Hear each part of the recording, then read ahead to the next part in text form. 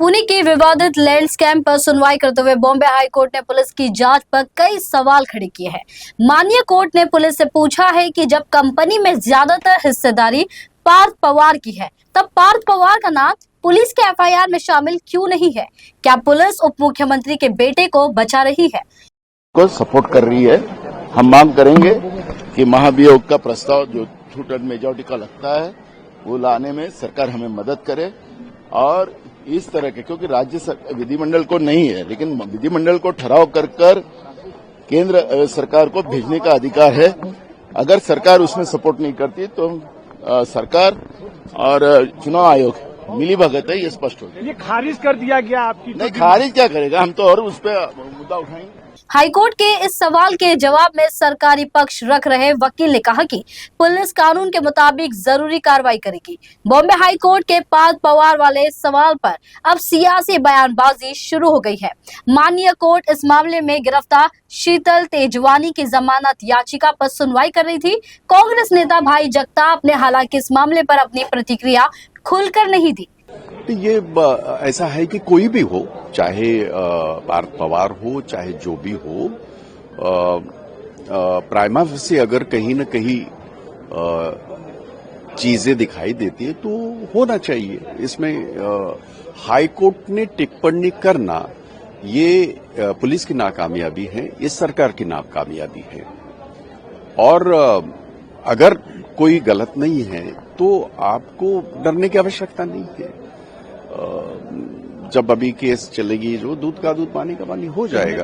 DCM के लड़के को बचाने की कोशिश की जा रही है, पॉलिटिकल प्रेशर का यूज किया जा रहा है, आपको लग रहा है? नहीं, मैं उस चीज को इस तरह से इसलिए भी नहीं मैं देखूंगा क्योंकि उसका उल्टा भी ये हो सकता है ना कि भाई डीसीएम का लड़का है इसलिए उसको टारगेट किया जा रहा है, ये भी है ना।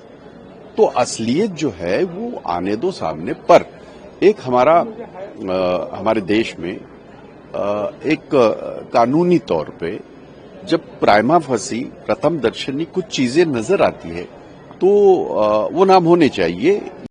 लेकिन समाजवादी पार्टी प्रदेश अध्यक्ष अबू आसिम आजमी ने कहा कि सरकार पुणे के मामले में उप मुख्यमंत्री के बेटे को बचा रही है।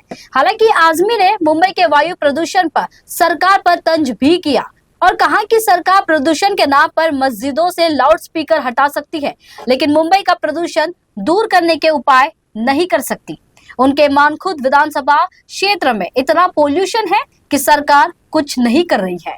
देखिए, मुझे इसके बारे में, मैं तो न्यूज में पढ़ रहा हूँ, जो भी है, चाहे कोई सत्ता में हो या सत्ता में नहीं हो, जो सच्चाई है वो सामने आना चाहिए। मैं इसके बारे में कुछ बोल नहीं सकता हूँ।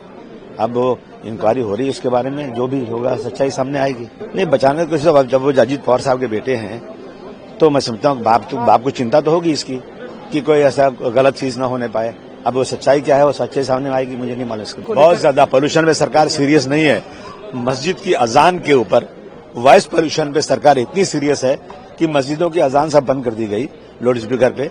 लेकिन जो आज मर रहे हैं धुएं से लोग, कई हजार लोग मर गए, लोगों को सांस लेने में दिक्कत हो रही है और इस पे सरकार बिल्कुल पोल्यूशन पे सीरियस नहीं है।